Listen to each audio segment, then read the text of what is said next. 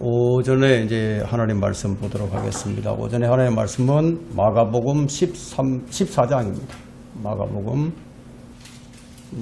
14장 3절부터 9절까지 제가 받들어 읽겠습니다. 주께서는 베다니에 있는 문둥병자 시몬의 집에 계시더라. 주께서 앉아 식사하실 때 한 여인이 매우 값진 감송 항유가 든 옥합을 가지고 와서 그 병을 깨뜨려 주의 머리에 붓더라. 그러자 그들 가운데 몇몇 사람이 분노하여 말하기를 어찌하여 이런 향유를 낭비하는가. 이것을 300데나리온 이상에 팔아서 가난한 사람들에게 줄 수도 있었을 텐데 라고 하며 그 여자에게 투덜대더라. 그때 예수께서 말씀하시기를 그녀를 가만두어라. 어찌하여 그녀를 괴롭히느냐. 그녀는 나에게 좋은 일을 하였느니라. 가난한 사람들은 항상 너희와 함께 있어 너희가 원할 때마다 그들에게 좋은 일을 할 수 있으나 나는 너희와 항상 함께 있지는 아니하노니라. 그 여인은 자기가 할 수 있는 일을 하였으니 내 몸에 향유를 부어 장사 지내려고 미리 왔느니라. 진실로 내가 너희에게 말하노니 온 세상에 이 복음이 전파되는 곳마다 그녀가 행한 이 일도 말하여 그들을 기념하리라고 하더라. 기념비가 된 여인이죠. 이 여인이요. 기념비가 되었는데, 여기 보니까 이제 그 3절에 그 감송 향유가 든 옥합을 가지고 와서 그 병을 깨뜨려, 옥합 속에 들어있는 병을 깨뜨렸다. 이런 얘기죠. 그 병을 깨뜨린 것이 아니라 이제 병을 열고, 이제 부은 것을 이렇게 이제 표현을 한 거죠. 그죠? 예. 그런데 향유를, 그러니까 옥합을 깨뜨린 게 아닙니다. 옥합을 깨뜨린 게 아니고 그 병을 이제 깨뜨려 이렇게 기록이 되어 있어요. 병을 깨뜨리면은 어떻게 됩니까? 예. 산산조각이 나버리죠. 그죠? 설교 제목은 여인이 부은 향유에 숨겨진 놀라운 의미라는 이런 주제를 가지고 말씀을 전하도록 하겠습니다. 오늘 이 본문은 이제 지혜로운 성도의 삶의 첩경이 무엇인지를 우리에게 보여주고 있는데요. 오늘은 이름이 언급되지 않았어요. 이름이 언급되지는 않았지만 예수님의 생애에서 조연의 역할을 하였던 그야말로 우리에게 깊은 인상과 영감을 주는 한 여인에 대해서 고찰을 해보고자 합니다. 이 여인은 우리가 어떻게 헌신을 해야 할 것인지를 보여주고 있습니다. 주님께서 복음이 전해지는 곳마다 이 일을 말하여 그 여인을 기념하라고 하셨어요. 그럼 어느 누가 이런 기념비적인 사람이 된 적이 있었습니까? 이 여인은 지혜로운 성도로서 살아가는 삶의 첩경을 보여주고 있습니다. 자, 이런 헌신은 사랑이 아니면 불가능합니다. 사랑. 이 여인이 행한 헌신은 뜨거운 사랑에서 나온 것임을 알 수가 있습니다. 사랑은 뭐냐? 사랑은 주는 거예요. 주는 거. 사랑은 희생이에요. 희생. 사랑은 계산이 없어요. 계산이 없는 사랑은 하나님의 사랑이죠. 진정한 사랑은 하나님의 사랑입니다. 하나님의 사랑은 무엇입니까? 세상을 이처럼 사랑하셔서 그의 독생자를 주셨으니 이것이 하나님의 사랑이에요. 아낌없이 주는 것이 바로 진정한 사랑이다. 옥합을 열고 이 향유를 깨뜨린 이 여인, 예수님을 너무 사랑했기에 사랑의 눈이 멀어버렸어요. 사랑의 눈이 머니까 아까운 게 없어. 사랑하면 다른 것이 보이잖아요. 계산하는 모든 기능이 다 사라져버립니다. 이것이 사랑하는 자의 특징이에요. 본문과 똑같은 말씀이 마태복음 26장에도 나와요. 또한 이 누가복음과 요한복음에도 향유를 붓는 이 장면이 나옵니다. 그러나 이제 좀 다른 것이 뭐냐? 장소가 다르고요. 붓는 위치도 머리가 아니라 발에 붓는 것이 조금씩 달라요. 마태복음과 마가복음은 한 여인이, 무명이에요, 무명. 이름이 거론되지 않았으니까. 한 여인이 베다니에 있는 문둥병자 시몬의 집이라고 기록이 돼요. 베다니 장소가 있죠? 어느 누구의 집? 문둥병자 시몬의 집. 거기에서 향유를 머리에 붓는 것이 똑같아요. 마태복음과 마가복음은. 그리고 기념하라고 말씀하신 것도 똑같아요. 그런데 누가복음 7장 36절부터 38절에는 이 한 여인이 바리새인 시몬의 집이다. 이렇게 바리새인의 시몬의 집. 그리고 이것은 사역의 초기에 있었어요. 이것이 조금씩 다르죠. 또한 요한복음 12장에 나오는 이 예수님에게 이 기름을 붓는 이 여인은 이름이 있어요. 이름이 나와요.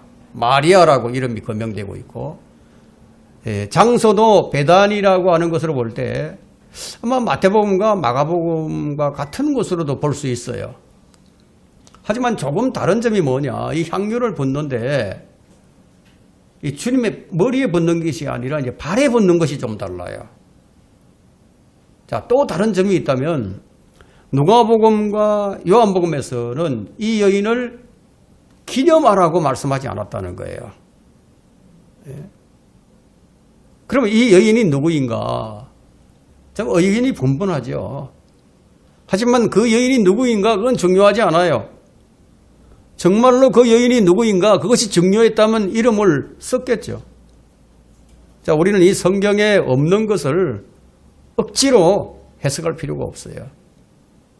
이 성경은 날마다 우리에게 먹으라고 준 것이지 날마다 그걸 분석하라고 주신 것이 아니에요. 먹어야 하는 거예요. 맨날 성경을 붙들고 뭐 원어가 어떻고 헬라어는 어떻고 히브리어는 어떻고 그러다가 정작 중요한 하나님 말씀을 먹는 걸 놓쳐버리는 것이 십상이죠. 주님에 관해서 막 연구를 하다가 연구를 열심히 하는데 주님과 교제하는 시간, 주님과 사귀는 시간은 다 놓쳐버린다 이거예요.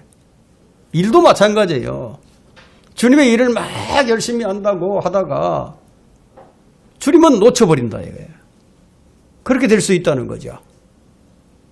맨날 뭐 이것은 이런 뜻이다, 저것은 저런 뜻이다, 뭐 성경을 가지고 이러쿵저러쿵 하다가는 말씀을 먹지 못하고 그냥 말라 비틀어진다는 겁니다. 성경에는 주님께서 아주 의도적으로 밝히지 않으신 것들이 있어요. 그리고 성경에는 우리가 깨닫기 어려운 것들도 있어요. 그래서 베드로는 뭐 억지로 이렇게 풀다가 스스로 멸망한다고 경고를 하고 있죠. 그래서 중요한 건 이 여인이 누구냐 그게 아니라 주님의 장례를 위한 것과 여인을 기념하라고 한 것이 이게 중요한 거예요. 본문의 사건은 시편 23편 5절이 이루어지게 한 사건이에요. 예. 자, 시편 23편 5절이 이루어지게 한 사건인데 거기에는 주께서 내 원수들의 면전에서 내 앞에 식탁을 마련하셨나이다. 주께서 내 머리에 기름으로 부으시니 내 잔이 넘치나이다.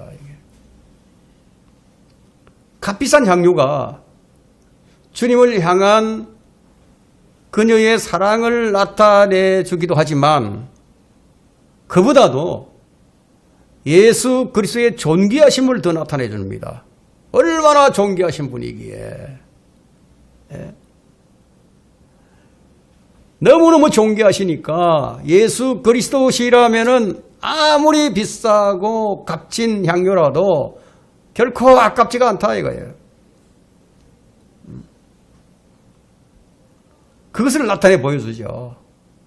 우리는 주님을 섬기고 경배하는데 이처럼 매우 값진 것이 무엇인가를 뭔가 주님을 섬기는 데 있어서 값진 것이 뭔가를 필요로 한다는 것을 우리 잊지 말아야 된다는 거예요.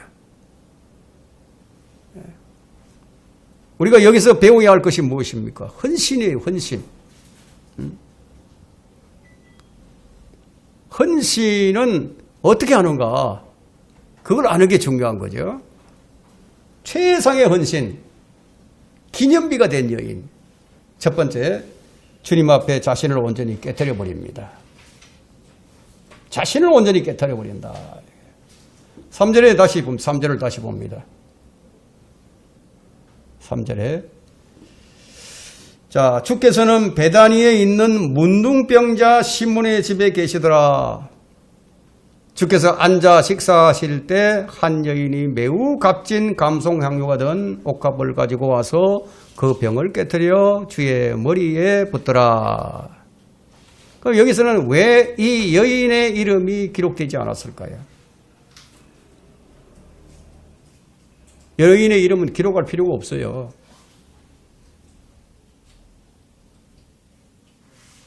만일 이 여인의 이름을 기록해 놓았다면 어떻게 되겠습니까? 아마 우상으로 섬길 거예요.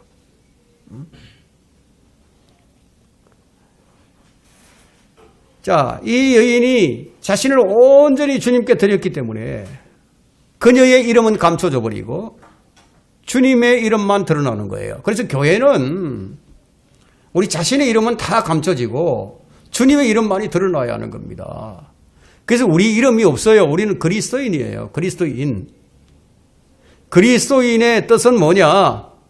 온전히 드려지는 이름이다. 이런 뜻이 있어요. 온전히 드려진다. 이거예요.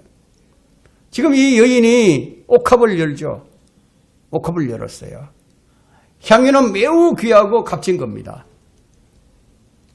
자, 깨뜨렸다는 의미는 뭐냐? 실제로 깨뜨린 게 아니라 그것을 연 것을 강조하는 겁니다.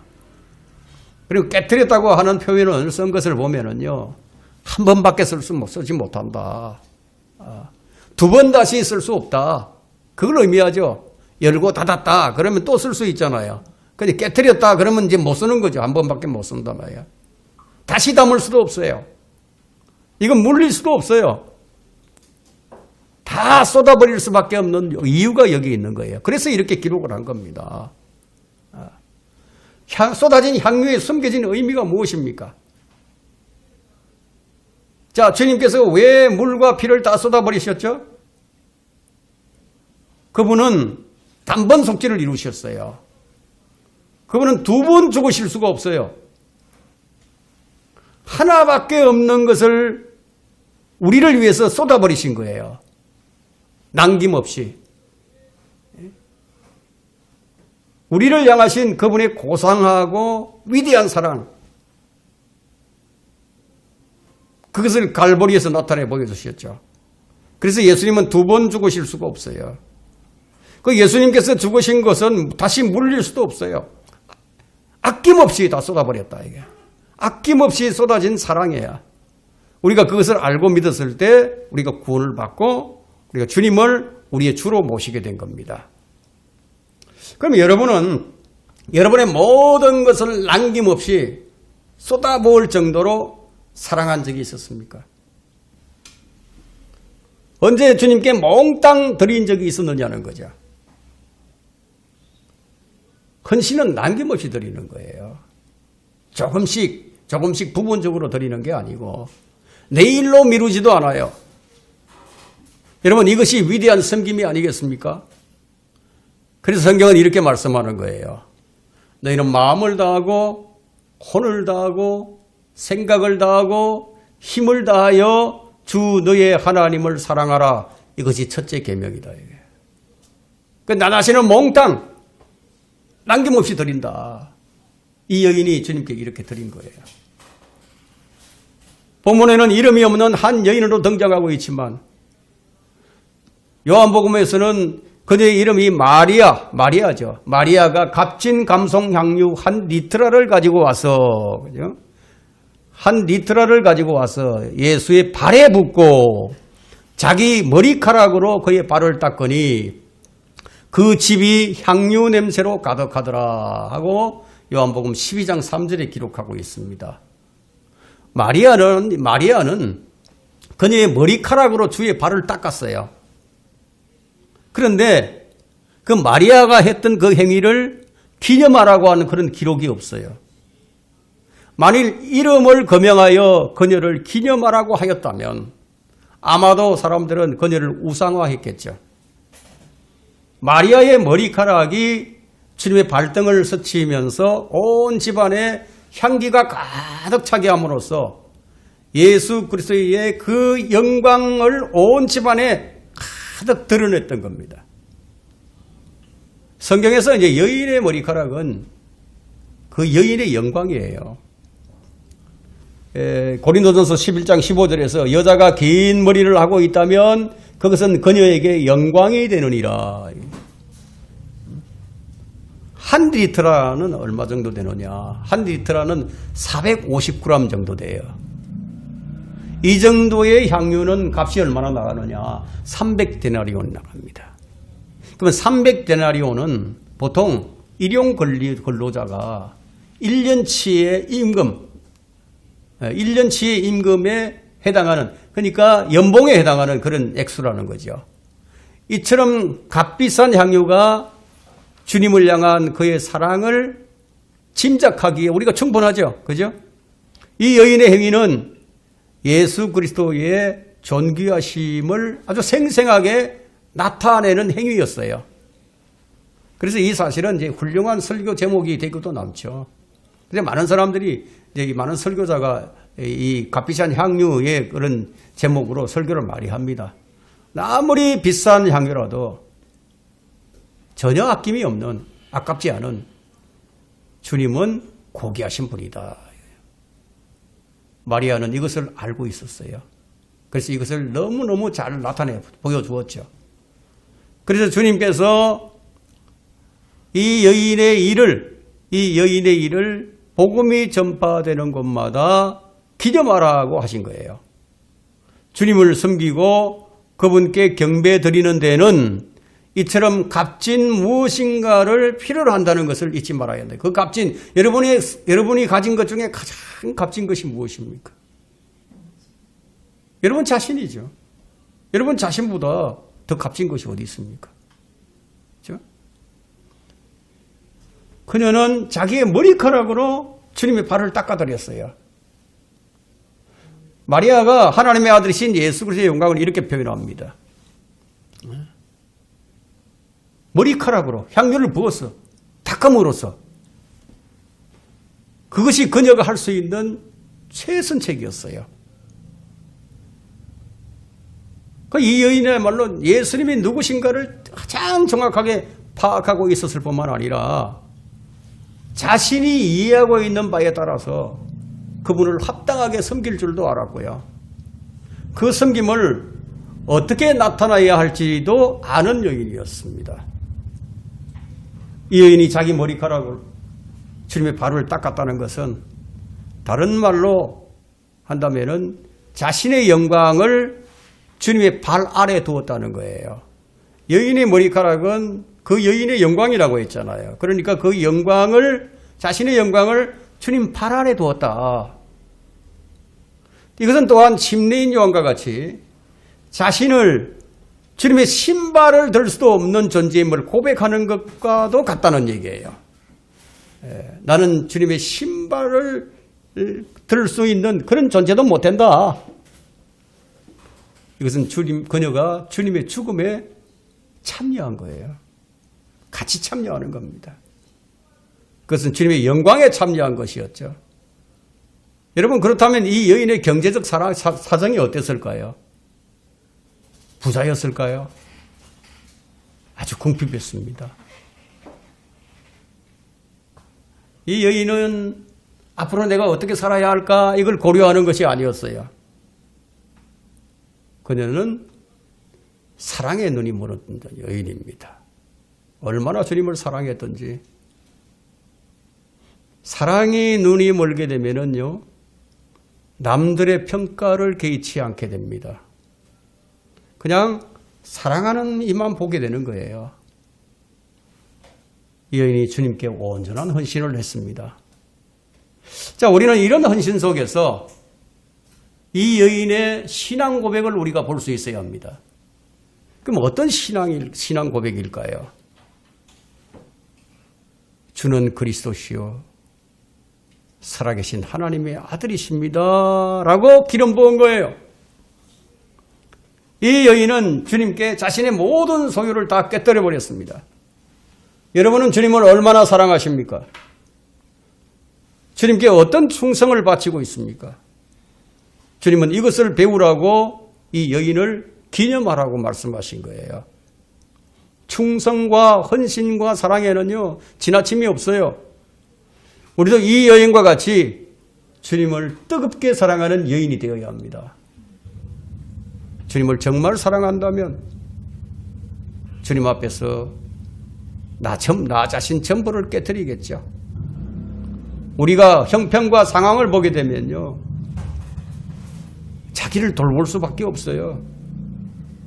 형편과 상황을 보게 되면요, 사람들의 시선을 볼 수밖에 없어요. 비방의 목소리가 막 들리겠죠. 그러나 이 여인은 개의치 않습니다. 여인은 주님을 잘 아는 여인이었습니다. 8절에 보면 알 수 있습니다. 8절을 보세요. 그 여인은 자기가 할 수 있는 일을 하였다. 자기가 할 수 있는 일을 했다. 내 몸에 향유를 장사 지내려고 미리 왔다. 함께 따라다니던 제자들도 하지 못한 일을 이 여인이 한 거예요. 여인은 주님이 죽으시기 전에 머리에 향유를 부어드리고자 마음을 먹고 그것을 실행에 옮겼습니다. 왜냐하면 주님이 숨을 거두시고 난 뒤에는 기회가 없으니까요. 우리는 이 여인은 그분의 발밑에 앉아 그분의 말씀에 귀를 기울였던 사람이었다는 것을 우리가 기억해야 합니다. 주님의 발 아래 앉아서 그분의 말씀에 귀를 기울이던 사람이었다. 그래서 그녀의 전부가 주님이었다. 주님이 그녀의 사랑이었어요. 그녀는 생각만으로가 아니라 행동하는 믿음을 가지고 있었습니다. 우리는 많은 부분 믿음으로만, 마음으로만 생각하지 행동을 하지 못해요. 우리는 행동하는 믿음이 되어야 합니다. 최상의 헌신, 기념비가 된 여인. 두 번째, 자신의 모든 것을 드림에 있어 낭비라 여기지 않았습니다. 낭비라고 여기지 않았어요. 주님을 향한 뜨거운 사랑과 모든 것을 다 드리는 경배가 마침내 엉뚱한 자의 반대에 이제 부딪히게 됩니다. 반대에 부딪힌다 이거야. 여러분 4절과 5절을 한번 보세요. 그러자 그들 가운데 몇몇 사람이 분노하여 말하기를 어찌하여 이 이런 향유를 낭비하는가. 이것을 300데나리온 이상에 팔아서 가난한 사람들에게 줄 수도 있었을 텐데 라고 하며 그 여자에게 투덜대더라. 이게 주님의 존귀하심과 주님의 영광이 가득 차는 그 순간에 어떤 자가 이의제기를 하고 나타났다 이거예요. 원래 그런 법입니다. 여러분이 주님께 헌신을 하기로 작정을 하고 그것을 행동에 딱 옮기는 순간 아마 여러분의 앞을 딱 가로막고 트집을 잡고 덤벼들 사람들이 있을 거예요. 여러분이 주님을 사랑하고 주님을 위해서 무엇인가를 해보려고 마음 먹고 행동하면 반드시 누군가가 트집을 잡고 방해할 거라는 얘기예요. 이 여인은 바로 그런 처지에 빠졌는데 본문에 보니까 몇몇 사람이 분노했다고 말하고 있죠. 몇몇 사람이. 요한복음에는 주님을 판 유다 이스카리옷이라고 기록을 하고 있습니다. 유다 이스카리옷이 아주 분노했다. 자, 이 자는 주님의 제자 중에 한 사람이었지만 주님을 배반한 자였고, 이 사람이 명분을 내세우는 것이 사회복지였다는 점이 참 신기합니다. 사회복지. 근데 그 목적은요, 요한복음 12장 6절에 그가 말한 것은 가난한 사람들을 염려해서가 아니라 그가 도둑인 까닭에 돈 주머니를 맡아서 그 안에 넣은 것을 가져감이더라. 그 유다 이스카리옷이 예수님 12제자 중에 한 사람으로서 그 재정을 맡고 있었는데 그 돈 주머니를 맡아가지고 그 안에서 자기가 마음대로 사용했다는 것을 우리 이 구절을 통해서 알 수 있는 거죠. 그리고 말하자면 회사로 치면은 공금 횡령을 해버린 거죠. 목적이 뭐예요? 돈이죠, 돈. 그럼 무엇 때문에 예수님을 따랐습니까? 돈 때문이죠. 그래서 이 비싼 향유를 부어서 주님을 경배하는 이 여인을 꾸짖는 자였고요. 그 명분으로 가난한 사람들을 내세웠지만 실상은 그가 도둑이었다. 가난한 사람을 위한 것이 아니었다. 이 사회에도 그런 사람들이 많죠. 뭐 사회복지운동가로 운운하며 나섰는데 그래서 그 기부금이나 이런 것들을 횡령하는 자들 많죠. 예?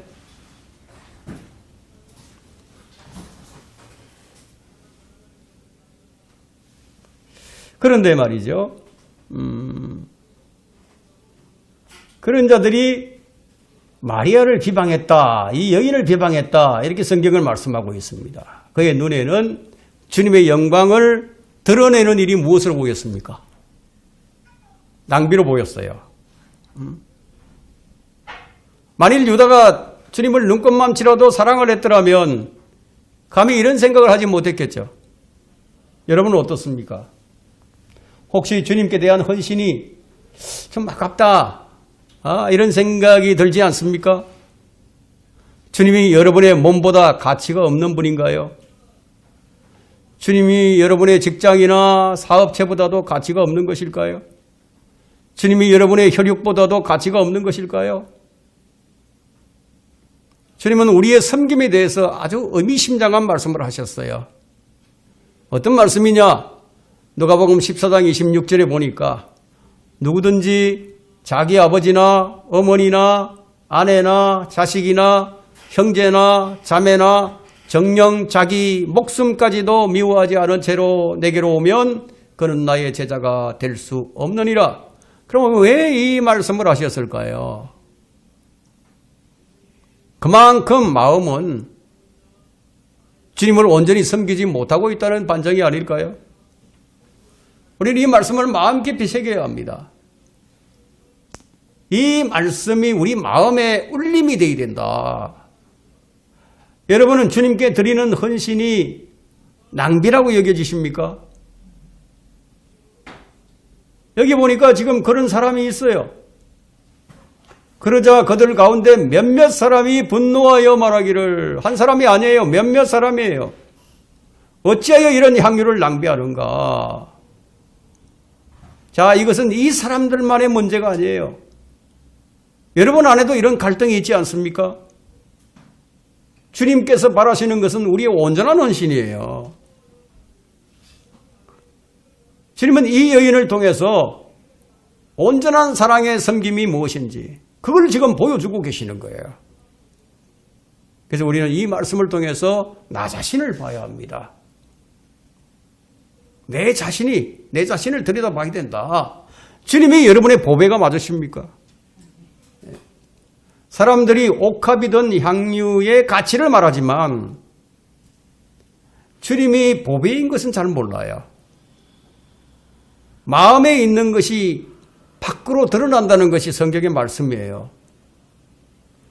마음에 있는 것이 밖으로 드러난다는 거예요. 그래서 여러분의 생각에는 주님을 사랑한다고 여기지만 머리로는 그렇게 인식하고 이해하지만 실제로는 그렇게 행동하지 못하는 것은 또 무엇입니까? 주님의 가치를 모르는 것이 아닌가요? 주님을 향한 여러분의 사랑은 확실한 사랑입니까? 그 사랑이 참되다면 그 사랑은 헌신의 모습으로 나타나게 되어 있다는 겁니다. 이 여인에 대한 사람들의 평가는 어떤 것이냐? 분노로 나타났죠? 그리고 이것을 팔아 가난한 사람들에게 줄 수도 있었을 텐데 이 사람들은 주님보다도 가난한 사람들이 먼저예요. 주님보다도 가난한 사람들이 더 보배라는 얘기죠. 이러한 판단은 우리의 현실에서 다른 것으로 바뀌어서 나타나게 되는데 그것이 돈으로서, 그것이 교육으로서, 그것이 자식으로, 그것이 주님보다 먼저 된 것으로 나타나게 되는 거다 이거예요. 바로 이런 문제로 주님은 그런 사람은 내 제자가 될 수 없다. 내게 합당치 않다. 이런 말씀을 하신 거예요. 자기 아버지나 어머니나 아내나 자식이나 형제나 자매나 정녕 자기 목숨까지도 미워하지 않은 채로 내게로 오면 나의 제자가 될 수 없느니라. 사실 우리나라에도요. 1960년대까지만 해도 불신자 가정에서 주님을 믿기 시작하면은 가족들의 미움을 감수해야 했다는 거예요. 그런 시절이 있었어요. 지금도 그런 가족들이 좀 있겠죠. 있기는. 심지어는 방에 가두어요. 못 나가게. 그 여자들은 머리를 빡빡 깎아버려요. 외출도 못하게. 그래도 주님을 섬기겠다고. 그래도 교회를 나가는 그런 시절이 있었어요. 옛날 얘기 같지만 1960년대에는 그런 때가 있었어요. 제가 어렸을 때.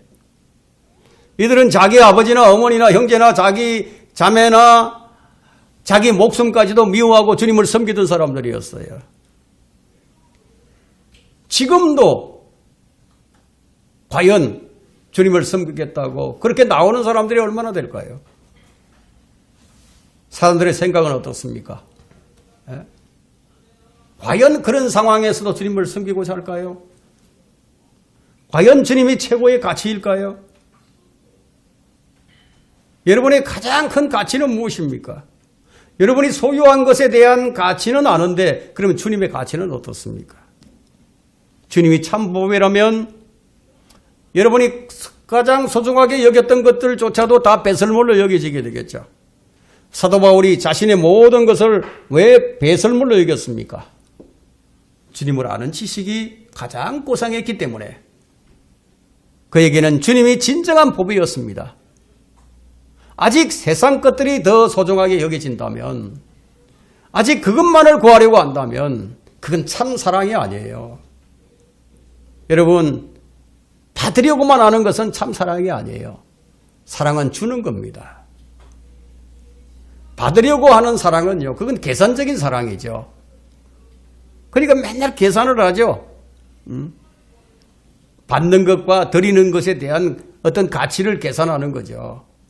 여러분, 집을 산다거나 어떤 좋은 물건을 살 때 뭐부터 보는지 아세요? 가격부터 보죠. 여러분, 차를 살 때도 가격부터 보는 거예요. 그러면 비싸고 싼 것에 대한 그 가치는 무엇으로 나타나게 되는 거죠? 돈이 많고 적음이 아니라, 예?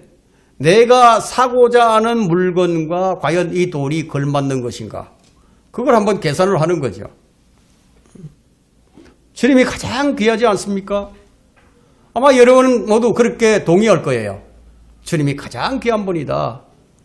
그러나 그 보배로운 것이 정말 가슴에 와닿지는 않는다는 거죠. 그만큼 말씀이 내게 현실적이지 않다는 거예요. 언제나 주님과의 관계가 객관적인 제3자의 위치에 머물러 있는 거예요.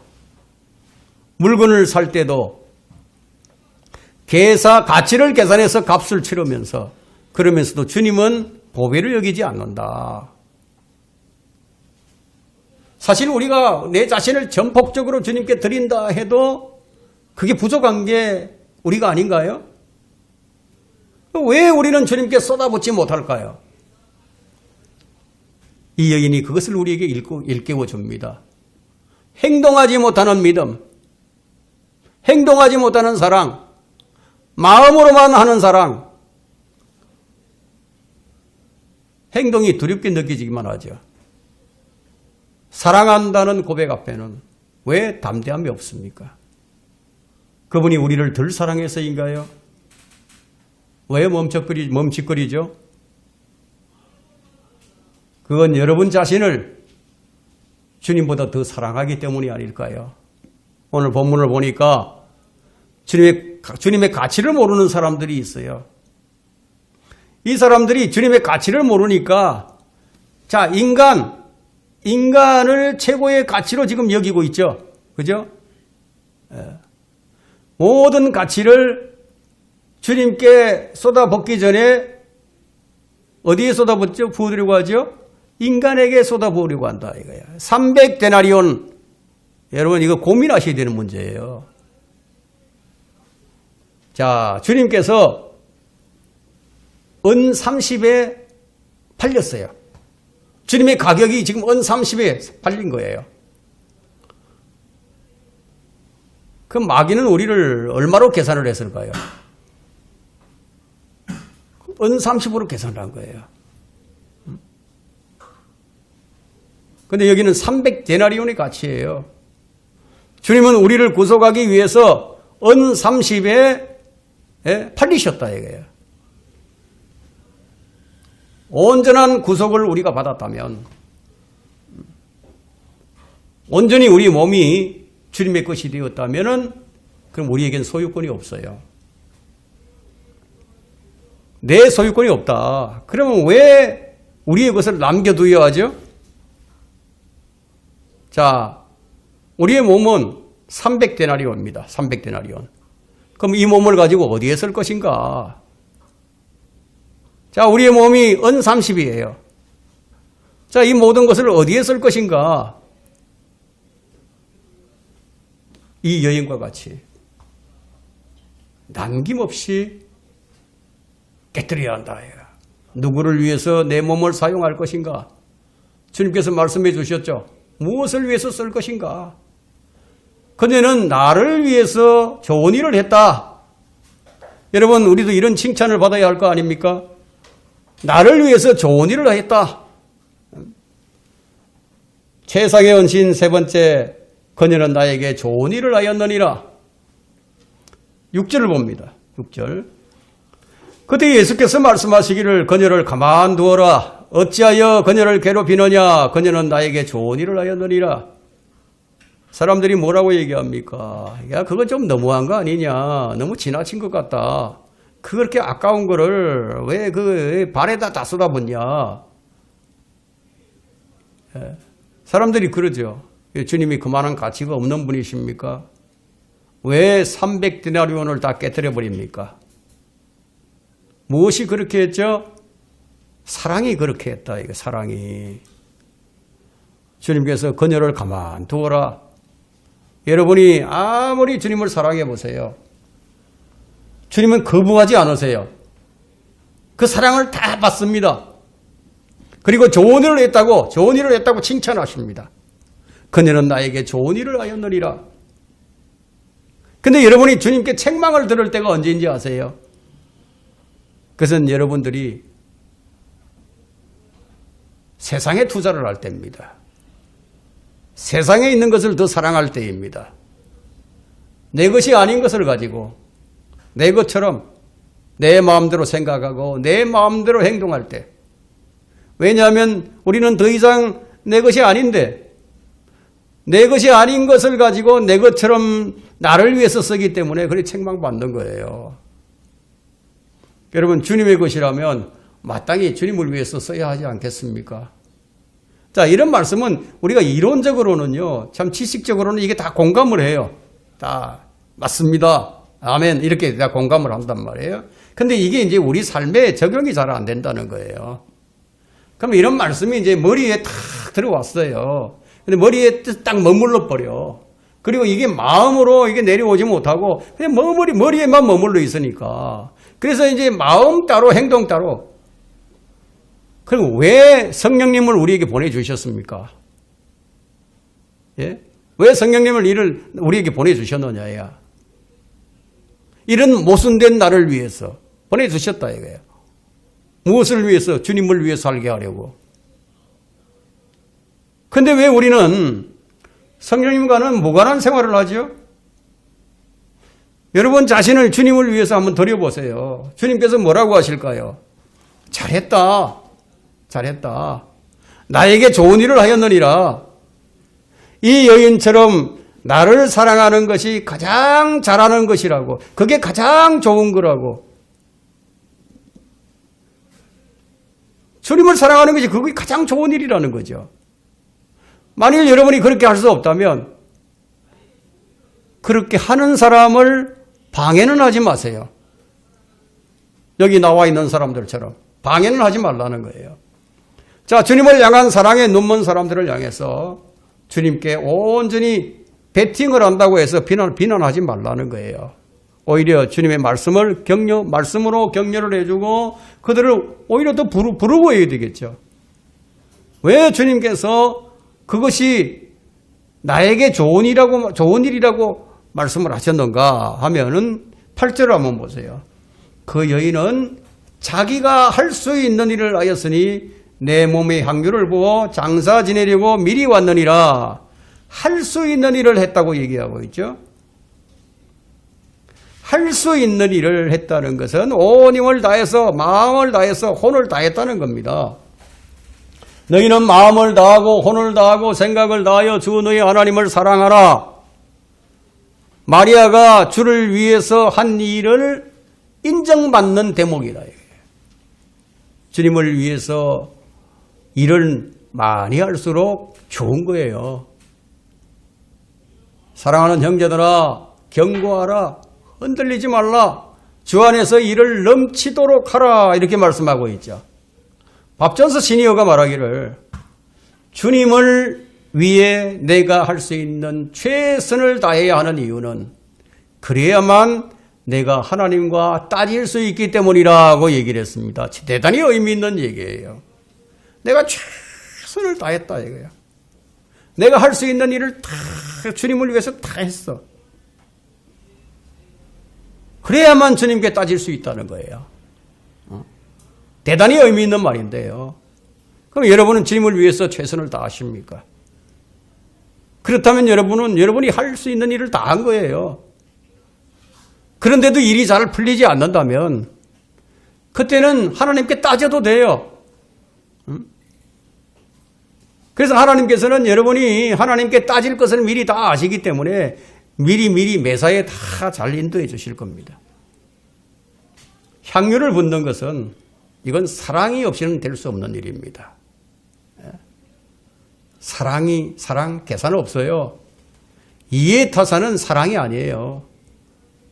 하나님께서 우리를 사랑하는 것이 만약 이해타산이었다면 그렇다면 그분은 십자가에 달리지 않았을 겁니다.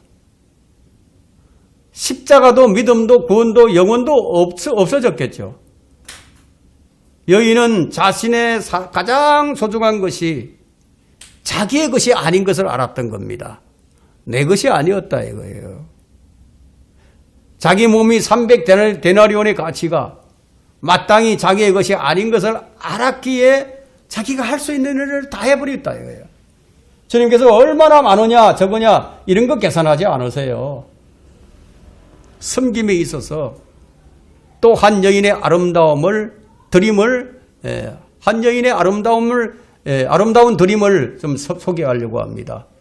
마가복음 12장 44절로 한번 가보겠습니다. 마가복음 12장 44절요. 자, 한번 거기 보겠습니다. 자, 그들은 자기들의 풍족한 데서 넣었지만 그 여인은 자신의 빈궁한 처지에서 가진 것 모두 이게 중요합니다. 가진 것 모두 심지어 생계비 전부를 넣느니라고 하시더라. 풍족한 사람들은 남겨두지만 자, 이 여인은 가진 모든 것을 남김없이 다 드렸어요. 그렇다고 성경은 돈을 많이 내라고 말씀하지 않아요. 성경은 단 한 가지를 계산합니다. 아낌없이 드렸는가? 이걸 계산한다는 거예요. 남겨둔 것. 여러분 남겨둔 사람 있었죠. 사도행전에 아나니아와 삽비라가 남겨뒀어요. 그래서 어떻게 됐습니까? 남겨둔 것은 뭘로 의미하느냐? 주님을 온전히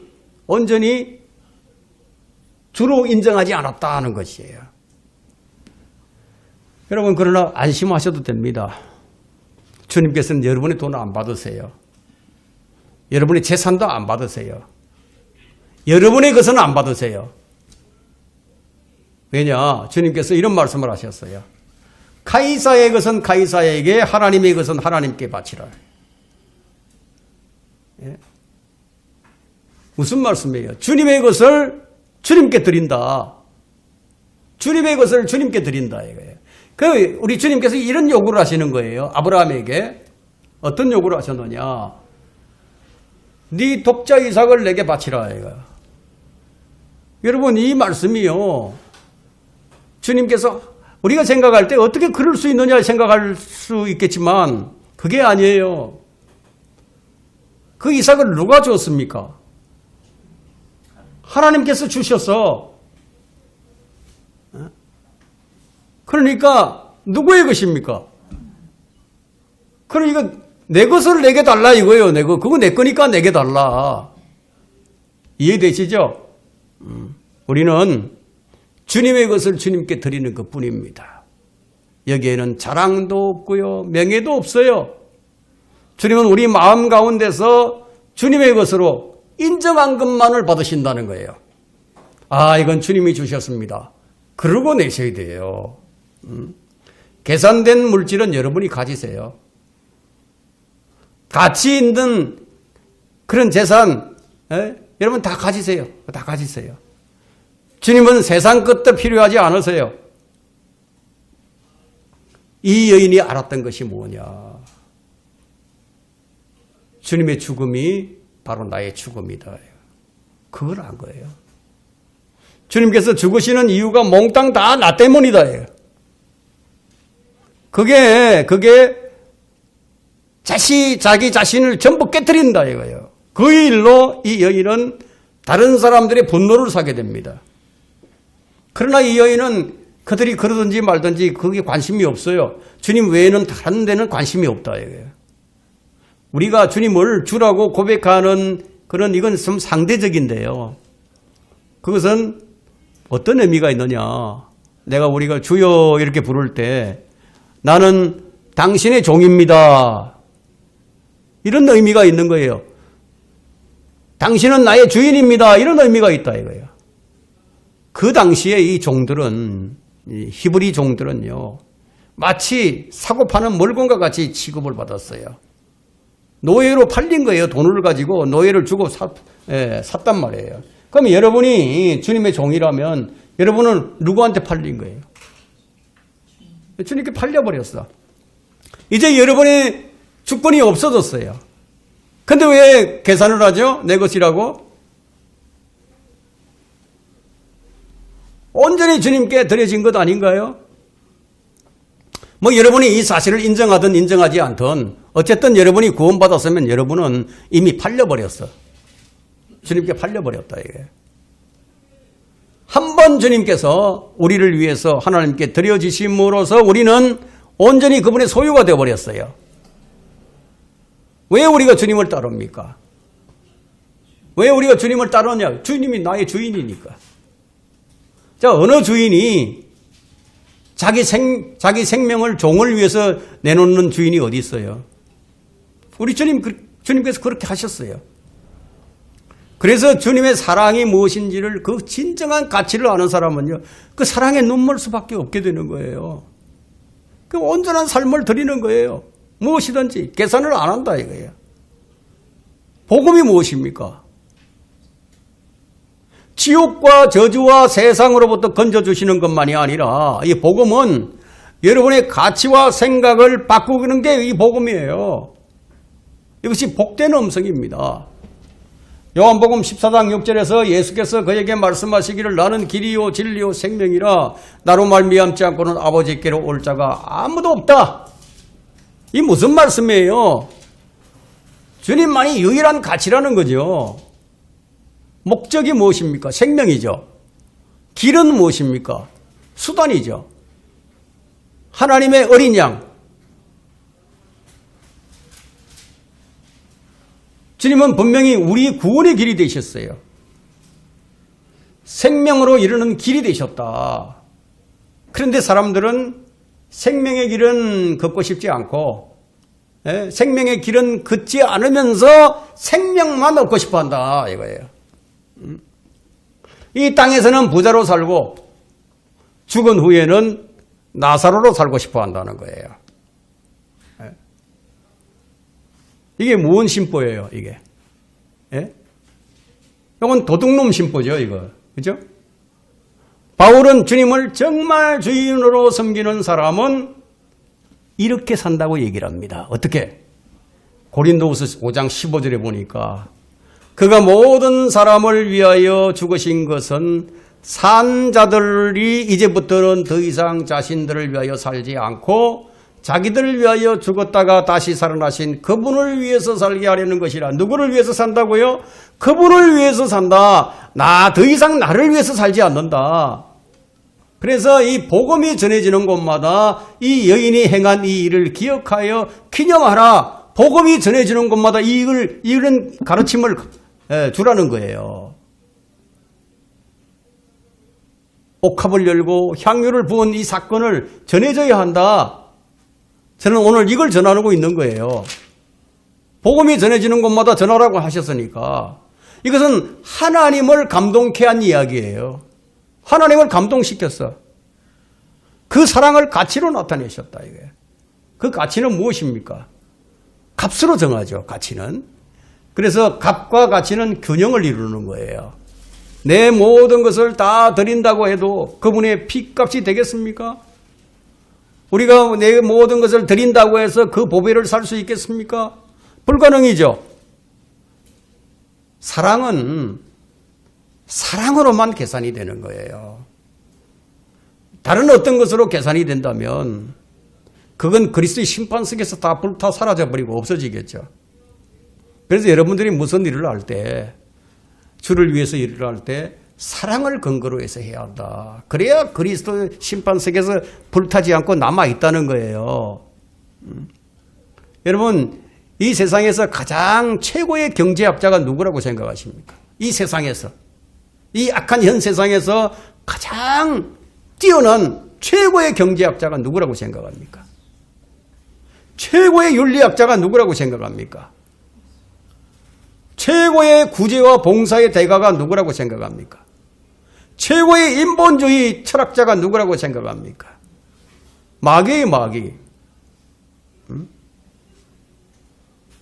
자, 이 모든 것들은 마귀가 계산하는 거다. 그런 사람들은 주님께 이 여인이 드린 것처럼 드리게 되면 그것을 낭비라고 이야기한다는 거예요.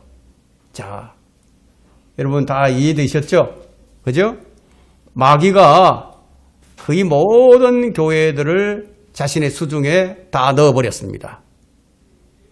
바로 무엇을 통해서? 이런 것들을 통해서 다 넣어버렸다 이거예요. 예? 경제적인 것, 윤리적인 것, 구제, 봉사, 인본주의, 철학, 과학, 뭐 이런 것들, 계산하는 것을 가지고 다 교인들을 자기 손아귀에 다 넣어버렸다. 이게. 그러나 이 교회는 사랑의 눈먼, 주님을 가장 큰 가치로 여기는 사랑의 눈먼 여인이 모여 있는 장소가 되어야 할 것입니다. 예.